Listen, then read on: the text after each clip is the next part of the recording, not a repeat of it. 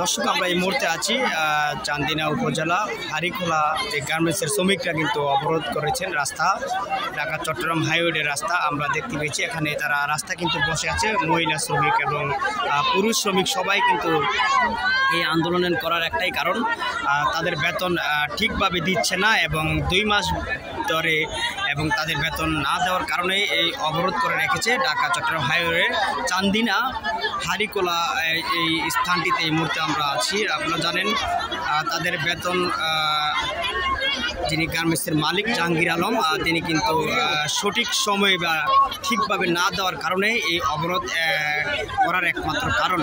তারা জানিয়েছে যদি আমাদেরকে ঠিকভাবে বেতন দেয় তাহলে আমরা এখানে অবরোধ ছুটে যাব এবং এখানে পুলিশ প্রশাসন কিন্তু এসেছে, আমরা দেখেছি, কথা বলেছি, তারা কিন্তু সমাধানের দেওয়ার জন্য চেষ্টা চালিয়ে যাচ্ছেন।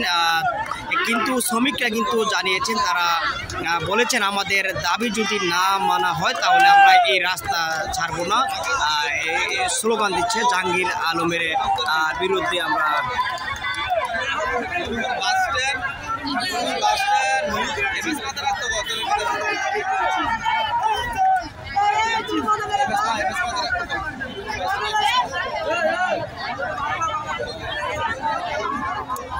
সবাই কিন্তু রাস্তার মধ্যেই বসে গিয়েছে, তারা এই মুহূর্তে যদি সমাধান না পায় সেই পর্যন্ত যাবে না। তবে আমরা দেখেছি প্রায় 1 ঘন্টা যাবৎ কিন্তু এই অবরোধ করে রেখেছে ঢাকা চট্টগ্রাম হাইওয়ে রাস্তা এবং চান্দিনা হারিখোলা যে গার্মেন্টস রয়েছে জাহাঙ্গীর আলমের, তিনি কিন্তু সেই শ্রমিকদের বেতন না দেওয়ার কারণেই তারা এই অবরোধ করে রেখেছে।